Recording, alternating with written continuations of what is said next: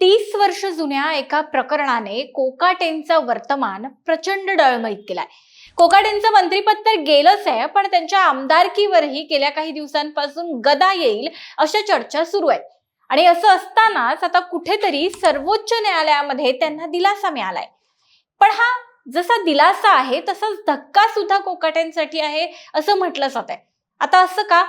तर ही आमदारकी ही फक्त नाममात्र असेल, त्याचा कोकाटेंना काहीही फायदा नाही असं म्हटलं जात आहे।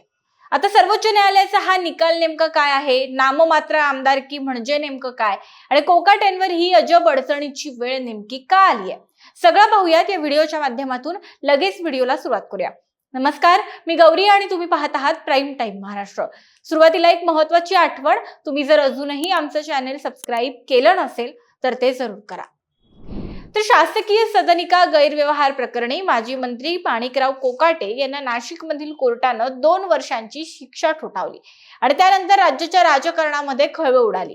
या सगळ्यामध्ये मंत्रीपद तर गेलंच कोकाटेंचं, पण आमदारकीबद्दल काय असा प्रश्न आता उपस्थित झाला।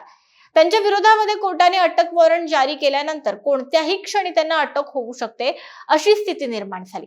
पण कोकाटे याच दरम्यान आजारी पडले आणि त्यानंतर मुंबई हायकोर्टाने सुद्धा त्यांना जामीन मंजूर केल्यानं कोकाटेंची अटक टळली। पण त्यांच्या आमदारकीवरची टांगती तलवार कायमच होती अगदी आतापर्यंत। पण आता ही तलवार सुद्धा बाजूला झाली आहे। ते कसं?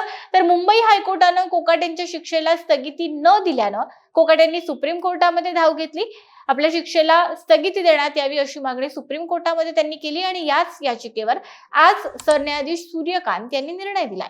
यावेळी सरन्यायाधीशांनी त्यावर राज्य सरकारला नोटीस बजावत शिक्षेला स्थगिती दिली आहे। कोकाटेंच्या शिक्षेला स्थगिती दिली आहे। कोकाटेंच्या याचिकेवर सुनावणी पूर्ण होईपर्यंत आमदार म्हणून ते अपात्र ठरणार नाहीत असं कोर्टानं स्पष्ट केलंय।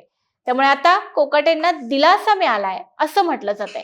पण आता असं जरी असलं तरी आमदार म्हणून त्यांना कोणत्याही अधिकारांचा वापर करता येणार नाहीये, हे सुद्धा कोर्टानं आपल्या या सुनावणीमध्ये नमूद केलेलं आहे।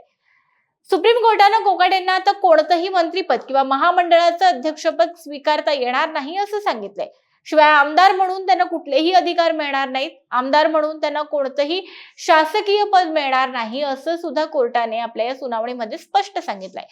त्यामुळे आता कोकाटे हे फक्त नामधारी आमदारच राहतील हे स्पष्ट झालंय। आमदारकी जरी वाचली असली तरी त्याचा काहीही फायदा किंवा मोठा फायदा हा कोकाटेंना होईल असं नाही, पण सध्या त्यांची आमदारकी शाबूत राहिली आहे हे सुद्धा त्यांच्यासाठी काही कमी महत्वाची गोष्ट नाहीये। आता तुम्हाला याविषयी काय वाटतं? कोकाटेंच्या या नाममात्र आमदारकीकडे तुम्ही कसं पाहता आणि या संपूर्ण प्रकरणाविषयी तुमचं मत काय आहे आम्हाला कमेंट बॉक्समध्ये नक्की सांगा। व्हिडिओ महत्त्वाचा वाटला तर लाईक करायला विसरू नका। धन्यवाद।